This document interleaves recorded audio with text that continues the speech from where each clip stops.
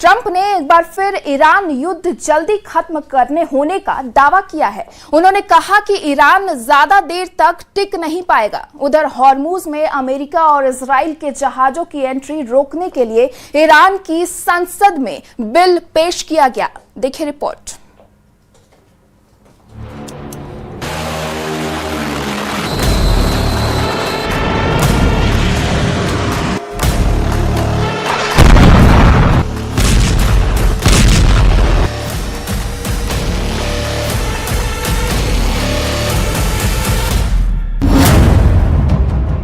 Trump को क्यों लगता है कि ईरान कमजोर हो गया है, जबकि ईरान ने ट्रंप की एक बात भी नहीं मानी?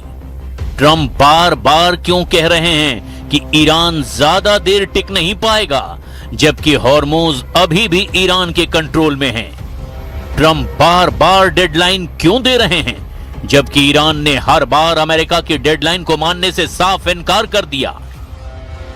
अमेरिका खुद मान रहा है कि कुछ मिसाइलों का स्टॉक खत्म हो रहा है, फिर भी ट्रंप कह रहे हैं ईरान टूटने वाला है। असल में कौन कमजोर पड़ रहा है? ईरान ने अमेरिकी ठिकानों पर हमले किए, जहाजों को टारगेट पर लिया और खुद ही सीज फायर तोड़ा। फिर भी ट्रंप कहते हैं वे ज्यादा देर नहीं टिक पाएंगे। यह आत्मविश्वास है या ट्रंप का आशावाद?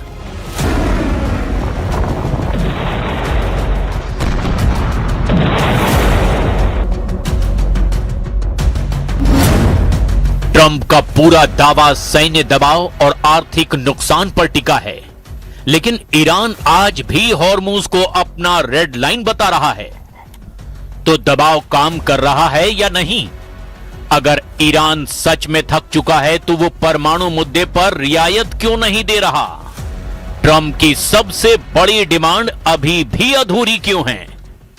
ट्रंप कहते हैं कि जंग जल्द खत्म हो जाएगी क्योंकि ईरान टिक नहीं पाएगा, लेकिन इतिहास देखें तो ईरान ने पहले भी लंबे दबाव झेले हैं। इस बार क्या अलग है? We had oil down to less than two in many places like Iowa. Oil was down to gasoline was down at numbers that people hadn't seen in years. $1.85, $1.95. So it passed Tuesday. I was in Iowa at a stop, and we had $1.95, another one $1.85 a gallon. And we'll see those days pretty soon again, based on everything I see, as soon as the war ends. And I think it's going to end pretty soon. I don't think they can go much longer. Yeah, please. Trump पिछले कई दिनों से एक ही संदेश बार बार दोहरा रहे हैं, deal करो या नतीजे भुगतो। लेकिन ईरान के प्रॉक्सी यमन के हूथियों ने तो सऊदी अरब पर हमला करके ट्रंप को सीधे संदेश दे दिया है कि अमेरिका का कोई साझेदार, कोई भी हमदर्द उसके आगे नहीं टिकेगा। डील अमेरिका और ईरान की होनी थी, लेकिन डील सऊदी अरब, तुर्की और पाकिस्तान में हो गई। ट्रंप बार बार कह रहे हैं ईरान जल्द टूट जाएगा, लेकिन हकीकत उल्टी हो गई। जहां अमेरिका ईरान डील अटकी हुई है, वहीं सऊदी अरब, तुर्की और पाकिस्तान ने एक नया सुरक्षा गठबंधन बना लिया है। ये गठबंधन साफ संदेश दे रहा है कि मध्य पूर्व के देश अब सिर्फ अमेरिका के भरोसे नहीं रहना चाहते। सऊदी क्राउन प्रिंस, तुर्की के राष्ट्रपति और पाकिस्तान के प्रधानमंत्री ने जेद्दा में एक संयुक्त रक्षा समझौते पर हस्ताक्षर किए हैं, जिसमें कहा गया है कि तीनों देशों में से किसी एक पर भी होने वाले किसी भी सशस्त्र हमले को उन पर भी हमला माना जाएगा।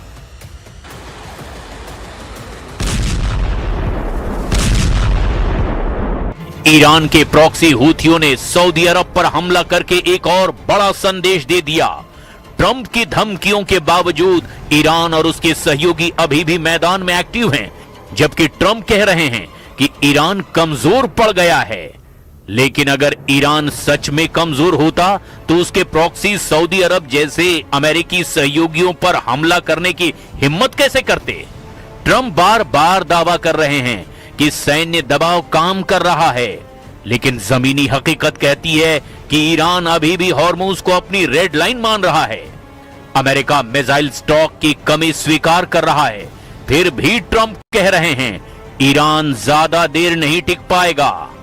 ऐसे में सवाल यह है, असल में दबाव किस पर ज्यादा है?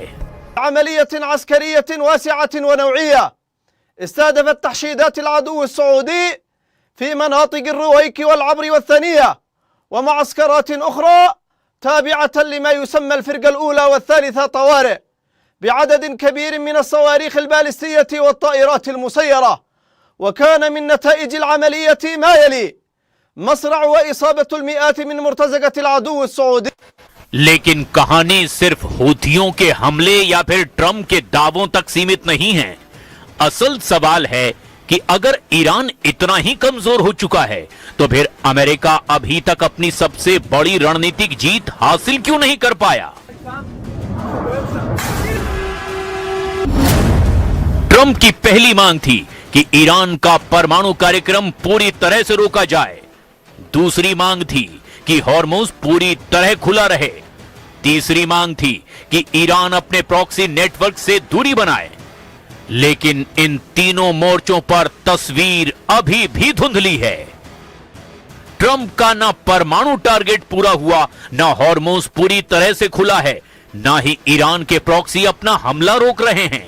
उल्टे ईरान के प्रॉक्सी खाड़ी में और भयानक युद्ध में शामिल हो गए हैं, जबकि लेबनान के मोर्चे पर अभी तक इजराइल से युद्ध लड़ रहे हैं। Fortunately, I built up so much during my term. I rebuilt the military and also loaded it up with a lot of stuff.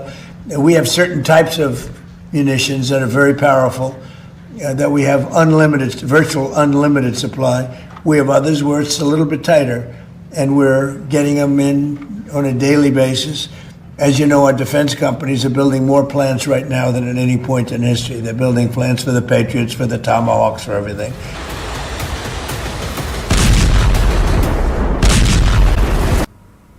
America Iran के तनाव के बीच रिपोर्ट में दावा किया गया है कि हॉर्मुज पर ईरान और ओमान के बीच समझौता हुआ है, लेकिन ईरान ने दावा किया कि आखिरी फैसला लेना बाकी है।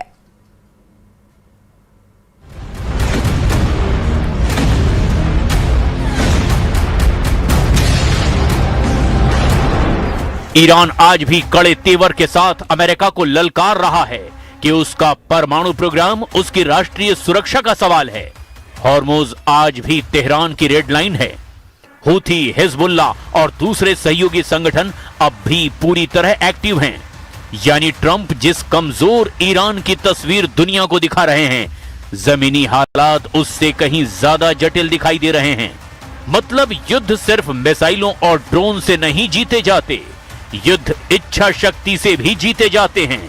और फिलहाल दोनों पक्ष यही साबित करने की कोशिश कर रहे हैं कि ईरान दोनों मोर्चों पर पूरी ताकत के साथ खड़ा है।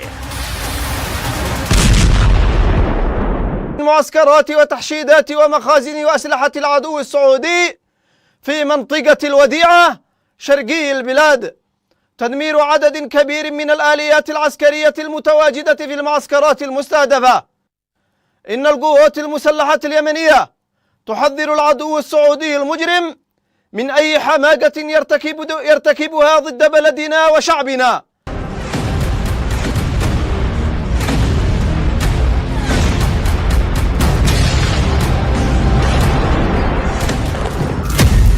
यही वजह है कि ट्रंप के हर बयान के बाद एक नया सवाल पैदा हो जाता है।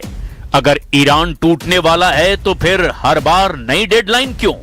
अगर दबाव काम कर रहा है तो फिर नई चेतावनी की जरूरत क्यों? और अगर जीत इतने करीब है तो फिर अमेरिका को लगातार यह भरोसा दुनिया को दिलाना क्यों पड़ रहा है कि ईरान ज्यादा देर तक नहीं टिक पाएगा? कहीं ऐसा तो नहीं कि यह बयान सिर्फ ईरान के लिए नहीं, बल्कि अमेरिकी जनता के लिए, तेल बाजार और सहयोगी देशों के लिए भी दिया जा रहा हो? क्योंकि युद्ध के मैदान में जितनी लड़ाई मिसाइलों से होती है, उतनी ही लड़ाई मनोविज्ञान की भी होती है।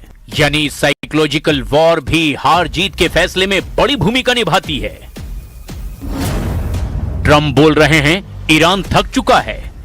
ईरान साफ साफ संदेश दे चुका है, हम झुकेंगे नहीं। बाजार सवाल कर रहा है, हॉर्मुज खुलेगा या नहीं? और दुनिया सवाल पूछ रही है, युद्ध बढ़ेगा या रुकेगा?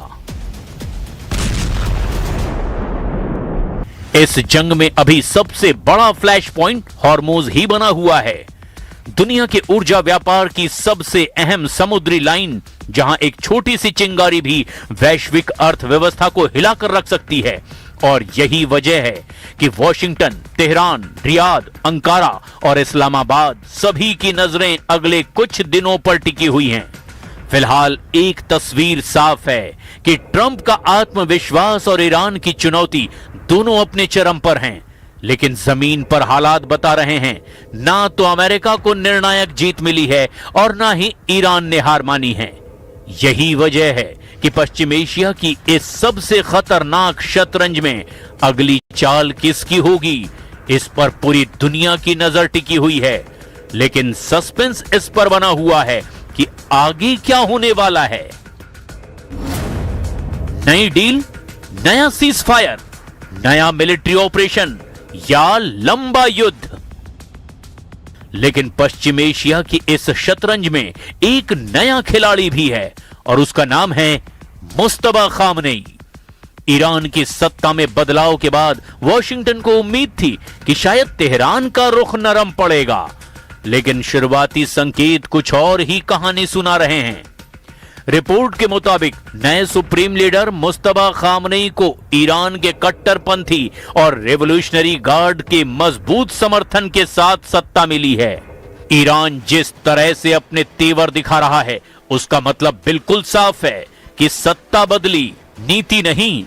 ऊपर से ईरान के रेवोल्यूशनरी गार्ड का प्रभाव और ज्यादा बढ़ गया। परमाणु कार्यक्रम पर ईरान का रुख बेहद सख्त है और हॉर्मुज पर डील की सीमाओं को ईरान ने पहले से और ज्यादा बड़ा कर दिया है। उधर रिपोर्ट में दावा किया जा रहा है कि ईरान ने स्ट्रेट ऑफ हॉर्मुज पर अपनी पकड़ और ज्यादा मजबूत करने की तैयारी शुरू कर दी है। संसद में ऐसा बिल पेश किया गया जिसमें अमेरिका, इजराइल और दूसरे दुश्मन देशों के जहाजों की आवाजाही पर रोक लगाने का प्रस्ताव पेश किया गया। नियम तोड़ने वाले जहाजों पर उसके माल की कीमत का 20% तक का जुर्माना लगाने का भी प्रावधान है। यानी ट्रंप जिस तेज राजनीतिक दबाव की रणनीति पर काम कर रहे हैं, उसे अब सिर्फ ईरान की सेना नहीं बल्कि एक नए नेतृत्व व्यवस्था की भी चुनौती है। और इसी बीच हॉर्मुज को लेकर एक और नई मुश्किल सामने आ गई है।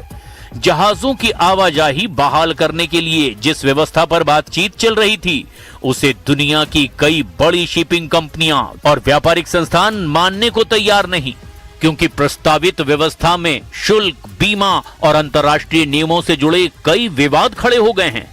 मतलब अगर कल राजनीतिक समझौता भी हो जाए तो भी जरूरी नहीं कि जहाज तुरंत सामान्य रूप से वहां से चलने लगें। यानी हॉर्मुज का संकट अब सिर्फ सैन्य नहीं बल्कि आर्थिक और कानूनी संकट बन चुका है। यही वजह है कि आज सवाल सिर्फ इतना नहीं है कि अगला हमला कौन करेगा। सवाल ये है कि क्या कोई ऐसा समझौता संभव है जिसे अमेरिका, ईरान, खाड़ी देश और वैश्विक शिपिंग उद्योग सभी एक साथ मान लें। क्योंकि फिलहाल युद्ध का मैदान सिर्फ समुद्र में नहीं, कूटनीति, अर्थव्यवस्था और नेतृत्व की राजनीति में भी फैला हुआ है। और जब तक इन तीनों मोर्चों पर समाधान नहीं निकलता, तब तक खाड़ी का ये संकट खत्म होने की बजाय और उलझता हुआ दिखाई दे रहा है।